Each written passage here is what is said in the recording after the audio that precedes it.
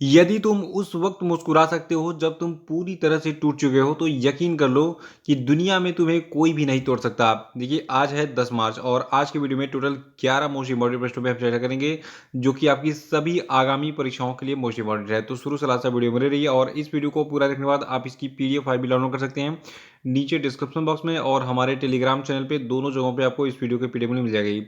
और ये जो लोग हैं वो चैनल को सब्सक्राइब जरूर कर लेंगे, साथ में बेल आइकन प्रेस कर देंगे और वीडियो को लाइक और शेयर भी कर देगा। तो चलिए शुरू करते हैं आज के करंट अफेयर्स को। देखिए आज का हमारा पहला प्रश्न है कि नो स्मोकिंग डे जो है ये कब मनाया जाता है। तो देखिए नो स्मोकिंग डे को हम मार्च महीने के दूसरे बुधवार को मनाते हैं। और आपको बता दूं इस साल नो स्मोकिंग डे जो है ये 9 मार्च को मनाया गया है क्योंकि मार्च महीने का जो दूसरा बुधवार है ये 9 मार्च को पड़ा है। और देखिए जो आपका ये नो स्मोकिंग डे है तो इस दिवस का मुख्य उद्देश्य सिगरेट और अन्य साधनों के माध्यम से तंबाकू के सेवन के हानिकारक स्वास्थ्य प्रभावों के बारे में जागरूकता फैलाना है। और ये जो आपका नो स्मोकिंग डे है इस दिवस को पहली बार साल 1984 में मनाया गया था। तो ये डिटेल्स थी नो स्मोकिंग डे के बारे में। इस साल ये 9 मार्च को मनाया गया है, इसको जरूर याद रखिएगा। अगला है कि हाल ही में किस राज्य सरकार ने आमा योजना और बहिनी योजना शुरू की। देखिए आज मैं आपको कम से कम 2 से 3 योजनाओं के बारे में बताऊंगा और ये तीनों के तीनों बहुत ही इंपॉर्टेंट है। तो अभी हम बात कर रहे हैं आमा योजना और बहिनी योजना। ये दोनों योजनाएं सिक्किम राज्य सरकार की हैं। और ये दोनों योजनाएं है क्या इसको हम जो है संक्षिप्त में जानेंगे।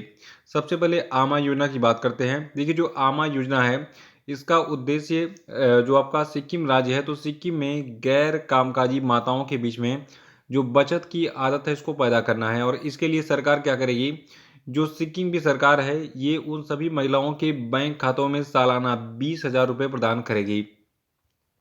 और इस आमा योजना में केवल उन्हीं को शामिल किया जाएगा जिनके नाम राज्य की मतदाता सूची में दर्ज है। यानी कि जिनके जो है वोटर लिस्ट में नाम है राज्य वाला जो चुनाव होता है उसमें उसके लिए। तो उन्हीं सबको ये जो है जो 20,000 रुपये का सहायता है साल में एक बार मिलेगा। और देखिए अभी हाल ही में जो बजट पेश किया गया है सिक्किम राज्य में, इसके लिए जो है सिक्किम राज्य के बजट में 100 करोड़ रुपए का जो है राशि आवंटित किया गया है। किसके लिए, आमा योजना के लिए। और बची दूसरी योजना बहिनी योजना। देखिए जो आपका बहिनी योजना है इसके तहत राज्य में कक्षा 9 और उससे ऊपर की जो लड़कियां हैं उनके लिए 18,000 से अधिक छात्राओं को मुफ्त सैनिटरी नैपकिन जो है प्रदान किया जाएगा। ठीक है, तो ये आमा योजना और जो आपका बहिनी योजना है इसके बारे में मैंने बता दिया। आमा योजना के तहत सिक्किम राज्य की महिलाओं को जिनका नाम वहाँ के राज्य के वोटर लिस्ट में दर्ज होगा उन सभी को 20,000 रुपये सालाना सहायता मिलेगी ताकि वो सेविंग्स की आदत यानी कि बचत की आदत डालें। और बहिनी योजना के तहत कक्षा 9 से ऊपर की छात्राओं को जो है सैनिटरी नैपकिन प्रदान किया जाएगा। और देखिए अगला प्रश्न हमारा है कि हाल ही में किस राज्य सरकार ने मातृ शक्ति उद्यमिता योजना की घोषणा की। तो देखिए जो मातृ शक्ति उद्यमिता योजना है ये जो है आपकी हरियाणा राज्य सरकार की योजना है। देखिए जो मातृ शक्ति उद्यमिता योजना है इसके तहत जिन महिलाओं की पारिवारिक वार्षिक आय परिवार पहचान पत्र के सत्यापित आंकड़ों के आधार पर 5 लाख रुपए से कम है, उन्हें वित्तीय संस्थानों के द्वारा 3 लाख रुपए तक के सॉफ्ट लोन तक जो है पहुंच प्रदान की जाएगी। और देखिए इसके बाद जो हरियाणा की राज्य सरकार है ये जो है हरियाणा महिला विकास निगम के माध्यम से 3 साल के लिए 7% का ब्याज सेंक्शन भी जो है प्रदान करेगी। तो ये डिटेल्स है कि इसके बारे में मातृ शक्ति उद्यमिता योजना के बारे में जो कि हरियाणा राज्य सरकार की योजना है। और देखिए हरियाणा के बारे में बात करें तो यहाँ के मुख्यमंत्री हैं मनोहर लाल खट्टर जी और राज्यपाल हैं बंडारू दत्तात्रेय। हरियाणा की राजधानी चंडीगढ़ है। अगला प्रश्न है कि हाल ही में किस राज्य सरकार के द्वारा कौशल्या मातृत्व योजना शुरू की गई। तो देखिए जो कौशल्या मातृत्व योजना है ये छत्तीसगढ़ में शुरू की गई है। और इस योजना के तहत दूसरी बेटी के जन्म पर महिला प्राप्तकर्ता 5,000 रुपये की एक मुश्त भुगतान सहायता के लिए पात्र हैं। और देखिए जो छत्तीसगढ़ राज्य है इसके बारे में बात करें तो यहाँ के मुख्यमंत्री भूपेश बघेल जी हैं। और छत्तीसगढ़ की स्थापना जो है 1 नवंबर सन 2000 को हुई थी। कैपिटल इसकी रायपुर है और गवर्नर यहाँ की है अनुसुईया उइके। तो छत्तीसगढ़ की एक योजना है कौशल्या मातृत्व योजना। और इसके तहत जो है अगर किसी महिला को उसकी दूसरी बेटी पैदा होती है तो उसके जन्म पर उसे जो है 5,000 रुपये का एक मुश्त भुगतान मिलेगा। इसको जरूर याद रखिएगा। ये सभी योजना इंपॉर्टेंट है, इसको आप एक पेज पे नोट कर सकते हैं ताकि आपको जो है एग्जाम के पहले रिवीजन करने में आसानी मिलेगी।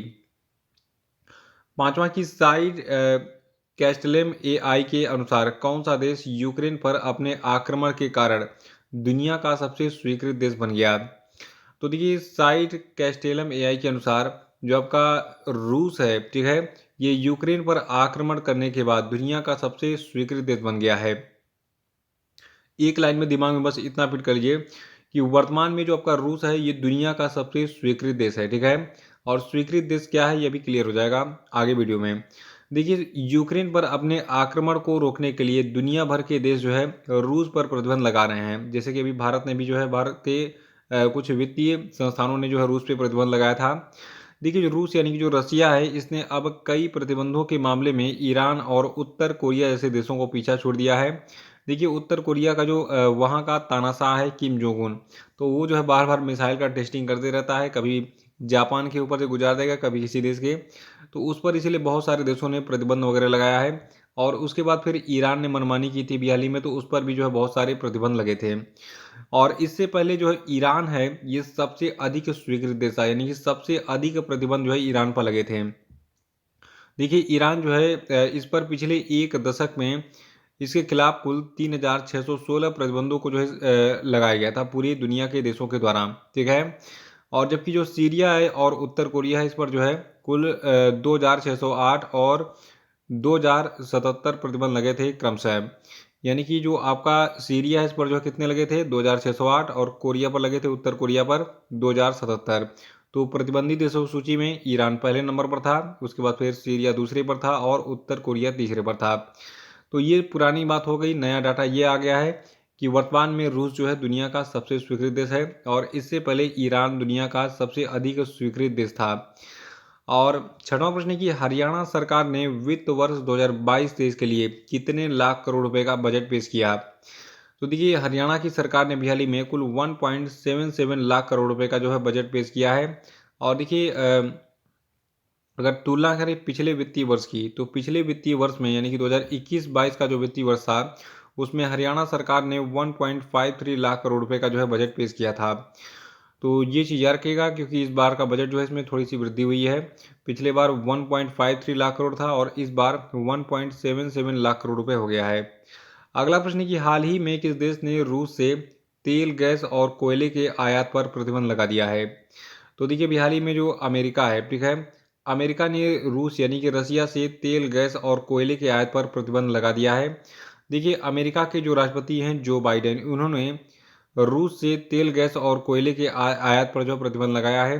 क्योंकि देखिए आपको बता दूं रूस जो है मैंने बता दिया रूस ने यूक्रेन पर हमला कर दिया है और इसीलिए जो है इसकी पूरी दुनिया में बदनामी हो रही है। तो अमेरिका ने प्रतिबंध लगाया रूस पर के लिए तेल गैस और कोयले के आयात पर प्रतिबंध लगा दिया है, ठीक है। और देखिए अमेरिका के बारे में चार चीज़ याद रखिएगा। देखिए अमेरिका की कैपिटल है वाशिंगटन डीसी और अमेरिका के प्रेसिडेंट है जो बिडेन। पॉपुलेशन है 32.95 करोड़ और अमेरिका की जो करेंसी है ये आपकी है यूएस डॉलर। अगला प्रश्न है कि किस राज्य में जो मानस नेशनल पार्क टाइगर रिजर्व है, ठीक है, तो इसमें गैंडों और बाघों की आबादी में तेजी से वृद्धि हुई है? देखिए असम में जो आपका मानस नेशनल पार्क और टाइगर रिजर्व है यहाँ पर गैंडों और बाघों की आबादी में तेजी से वृद्धि देखने को मिली है। और अभी हाल ही में जो आंकड़ा पब्लिश हुआ है उसको मैं आपको बता देता हूँ। देखिए रिसेंटली जो आपका ये मानस नेशनल पार्क है, तो इसके अधिकारियों ने बताया है कि जो मानस नेशनल पार्क और टाइगर रिजर्व है इसमें 2021 की जनगणना के अनुसार बाघों की आबादी 48 से बढ़कर अब 60 हो गई है। यानी कि वर्तमान में 60 बाघ हो गए हैं मानस नेशनल पार्क में। देखिए साल 2010 में जब जनगणना हुई थी तो इस पार्क में बाघों की संख्या 10 थी और फिर 2020 में ये बढ़कर 30 हो गई थी। लेकिन अभी रिसेंटली जो आपका 2021 का जनगणना हुआ है इसमें मानस नेशनल पार्क और टाइगर रिजर्व में बाघों की संख्या कितनी बताई गई है? 60 बताई गई है। इसको जरूर याद रखेगा, ये जो है संख्या पूछी जा सकती है।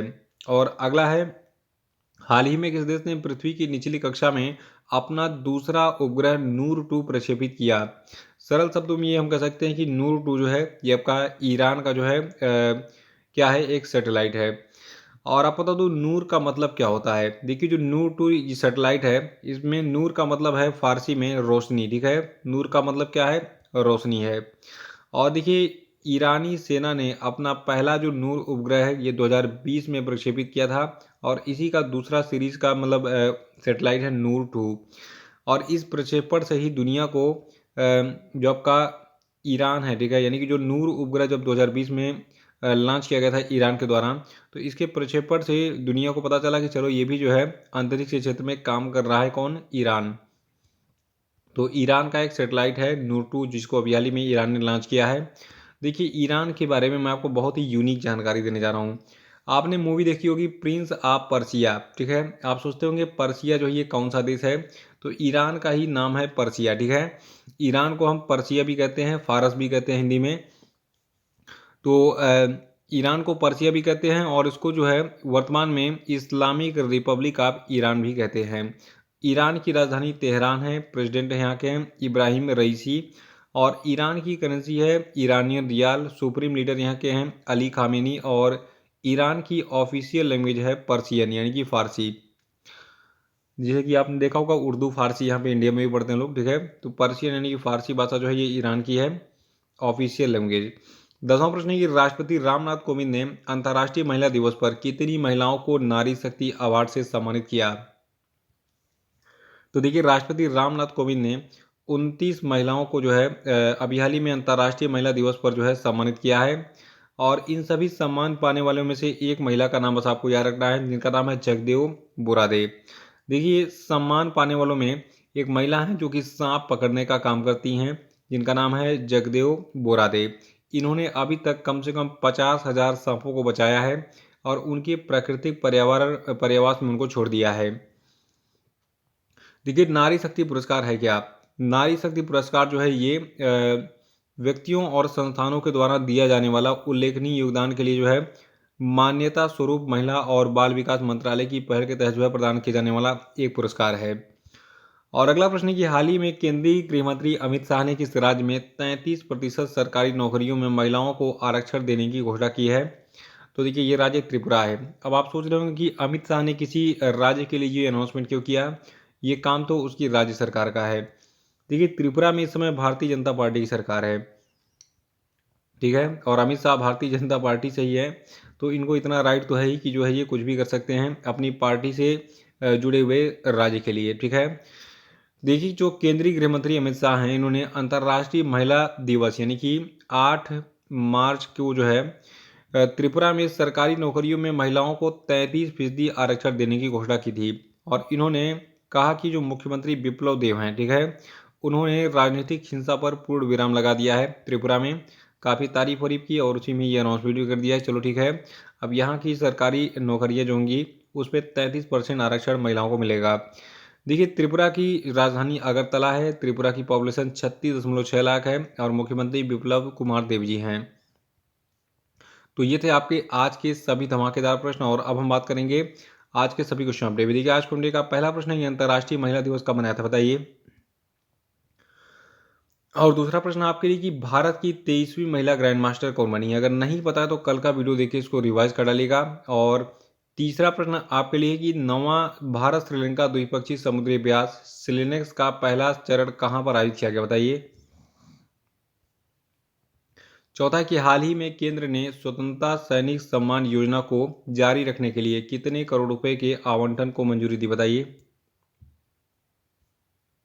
और पांचवा कि हाल ही में भारतीय रिजर्व बैंक के गवर्नर शक्तिकांत दास ने फीचर फोन के लिए किस नाम से यूपीआई आधारित पेमेंट प्रोडक्ट लॉन्च किया, बताइए। और अब हम बात करेंगे कल के पूछे गए सभी क्वेश्चन अपडेट के सही होंगे। देखिए, का पहला प्रश्न था कि हाल ही में किस तिथि को जन औषधि दिवस मनाया जाता है? तो देखिए, जन औषधि दिवस को हमने 7 मार्च को सेलिब्रेट किया है। और अगला था कि निम्न में से कौन 6 क्रिकेट विश्व कप में भाग लेने वाली पहली महिला क्रिकेटर बन गई हैं? तो देखिए, इनका नाम है मिताली राज। और तीसरा था कि हाल ही में किस स्थान पर 2 दिवसीय स्टडी इन इंडिया 2022 बैठक का आयोजन किया गया? तो ये प्लेस आपका है बांग्लादेश की राजधानी ढाका। और चौथा था कि 2022 मोबाइल वर्ल्ड कांग्रेस का आयोजन कहाँ पे किया गया? तो ये किया गया स्पेन के बार्सिलोना में।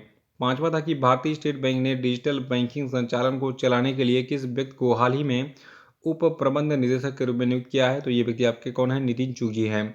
तो इसी के साथ ये वीडियो समाप्त होता है। जय हिंद, जय भारत।